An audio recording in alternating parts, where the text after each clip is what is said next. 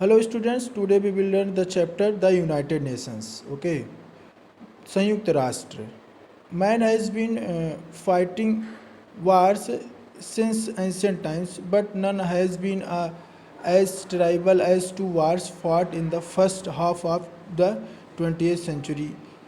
These wars are called world wars because the most powerful countries of the world lined up into groups and fought against each other. The first of these wars lasted from 1914 to 1918, and the second, which was even more tribal than the first, lasted from 1939 to 1945.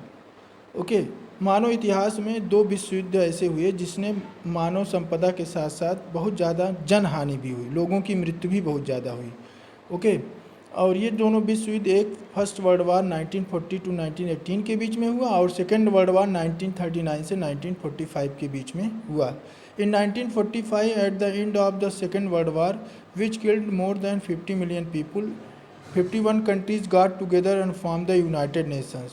With the aim of preventing another war, India was one of them.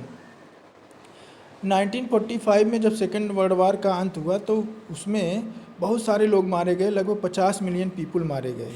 Okay, तो बहुत सारी countries ने मिलकर के United nation की स्थापना किया कि जिससे आगे इस तरह का युद्ध ना हो.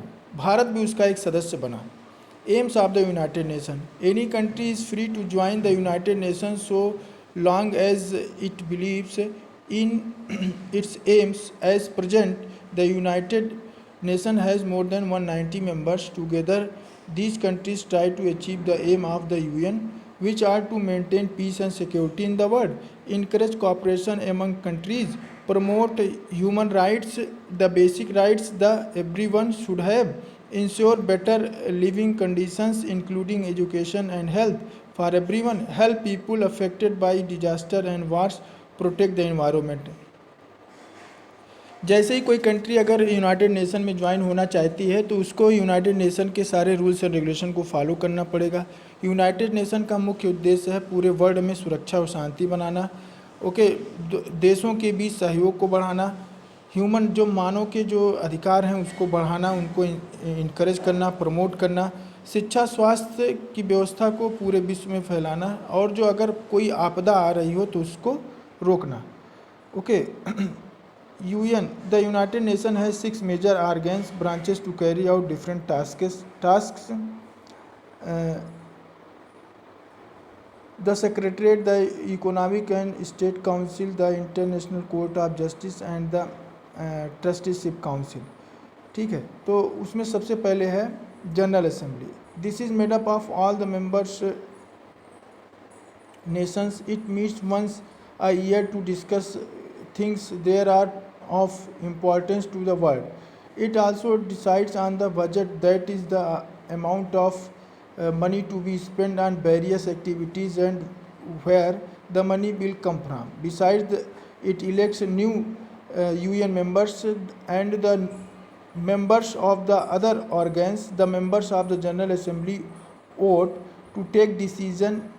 Each country has one vote. General assembly संयुक्त राष्ट्र संघ का सबसे बड़ी संस्था होती है जो ये बजट को डिसाइड करती है, या बजट के लिए पैसा कहाँ से आएगा इसको भी डिसाइड करती है. हर कंट्रीज इसके सदस्य होते हैं. Okay, the security council. 15 of the member countries of the General Assembly make up a Security Council. Of these, 5, Russia, China, French, UK and USA, are permanent members. The rest are elected by the General Assembly for a period of 2 years. The main responsibility of the Security Council is to maintain peace in the world. It may send troops from member countries to stop a war or a peacekeeping forces to maintain peace after a war or a disturbance. दूसरी संस्था का नाम security council है जिसमें 15 members होते हैं. 5 members इसके permanent हैं और 10 मेंबर्स इसके नॉन परमानेंट होते हैं, टेम्प्रोरी सदस्य होते हैं जो 2 सालों के लिए इलेक्ट किए जाते हैं. और Russia, China, French, UK and USA इसके परमानेंट मेंबर हैं. ये पूरे विश्व में सुरक्षा एवं शांति को बढ़ावा देते हैं, इनके ऊपर रिस्पॉन्सिबिलिटी होती है. नाउ द सेक्रेटरीट, सचिवालय. This organ manages the day-to-day work of the UN. It gathers information information and prepares report and so on. It is headed by the Secretary General, who is elected by the General Assembly and acts as the leader of UN. Okay.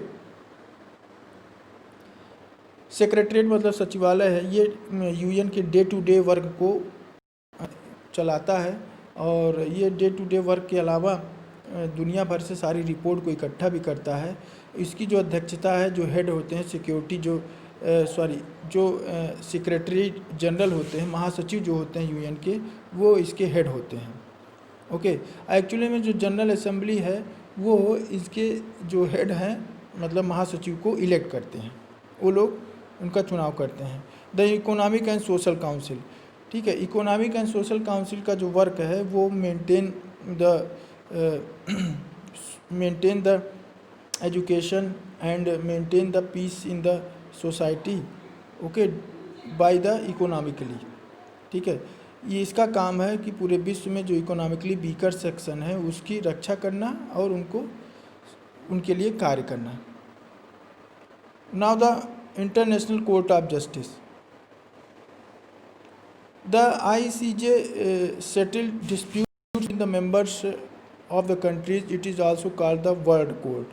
The 15 judges of the ICJ are elected by the General Assembly and the Security Council. Out of the 6 main organs of the UN, the ICJ is the only one of the based outside the New York. It is based in Hague, a city in the Netherlands.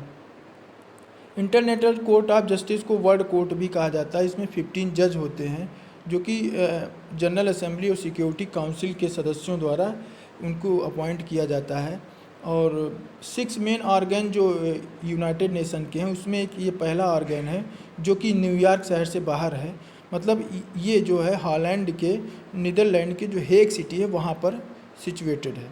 The trusteeship council, this was form to look after places that had been under the countries which were defeated in the 2 World War.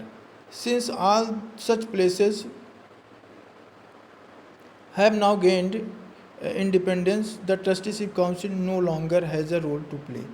Okay, trusteeship council का उद्देश्य यह है कि ऐसी जगहों का पता लगाना जो कि दोनों वर्ल्ड वार में डिमॉलिश हो चुके थे या वहाँ के प्रगति के लिए कार्य करना है, ठीक है। तो दोनों वर्ल्ड वार के में जितने भी देश डिमॉलिश हुए थे वो लगभग स्वतंत्र हो चुके हैं, अच्छी कंडीशन में आ चुके हैं, इसलिए ट्रस्टीशिप काउंसिल का जो वर्क है वो लगभग समाप्त हो चुका है। Other organization and funds of the UN family, the United Nations children fund UNICEF, ये बच्चों के वर्क के एजुकेशन और उनके हेल्थ के लिए कार्य करता है। The world health organization WHO, ये विश्व स्वास्थ्य के लिए काम करता है। The United Nation educational scientific and cultural organization, ये जो है पूरे विश्व में जितनी भी हिस्टोरिकल प्लेसेस हैं, ओके, और जितनी भी विरासत वाली चीज़ें हैं उनकी संरक्षण करता है, उनको सुरक्षित करता है। The food and agriculture organization FAO, ठीक है, पूरे विश्व में भुखमरी से लोगों को बचाता है। तो office of the United nation high commissioner for refugees, एक दूसरे देश से दूसरे देश में जाने वाले शरणार्थियों की रक्षा ये करता है। So this is the end of your chapter. Thank you.